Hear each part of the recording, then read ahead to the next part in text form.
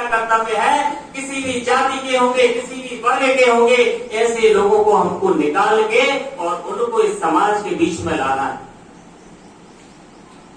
तो इस अमृत काल में ऐसे वीरों को हमें याद करना है।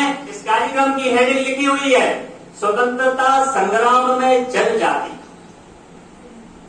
जब हम जनजातीय शब्द पे आते हैं तो हमें ऐसा लगता है कार्यक्रम किसी वर्ग विशेष का है।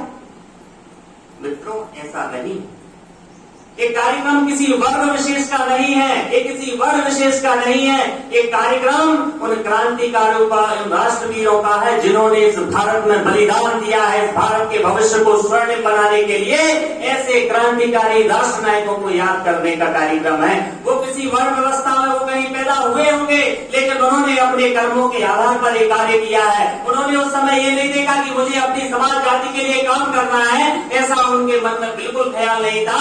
उनका तो ख्याल था कि मुझे इस भारत के लिए काम करना है। क्या ये जरूरत पड़ गई उनकी अपने लहू की एक एक बूंद इस मातृभूमि के लिए न्यौछावर करते? नहीं होती, नहीं लड़ते, अंग्रेजों के मुगलों के सामने नहीं आते। वो तो अपनी जाति के लिए सब कम्प्रोमाइज कर लेते, लेकिन उन्होंने ऐसा नहीं किया। तो मैं बताना चाहता हूं कि ये कार्यक्रम किसी वर्ग विशेष जाति व्यवस्था का नहीं है। ये कार्यक्रम तो एक राष्ट्र के वीरों को याद नमन करने का कार्यक्रम। हम देखते हैं कि जब जनजाति समाज, जनजाति वर्ड आता है, तो इस संविधान में जब भी इंदिरा गांधी ने प्रधानमंत्री के रूप में रही, जब भी वो जिस कार्यक्रम जाती थी, तो कभी उन्होंने आदिवासी, वनवासी कुछ ऐसे शब्द यूज नहीं करती थी। वो सिर्फ जनजातीय शब्द जो कि बाबा साहब अम्बेडकर जी ने संविधान में लिखा है, उस शब्द का प्रयोग उन्होंने किया। इसलिए इस कार्यक्रम का नाम जनजाति नायकों का योगदान।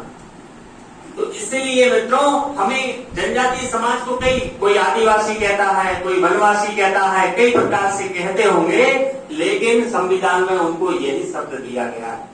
मित्रों, हम जब जनजाति सब मतलब आदिवासी या जनजाति ऐसा आता है, तो कई जो बुद्धिजीवी लोग बड़े बड़े शहरों में बैठे हैं, वो जनजातीय समझ को पता नहीं कैसा समझते।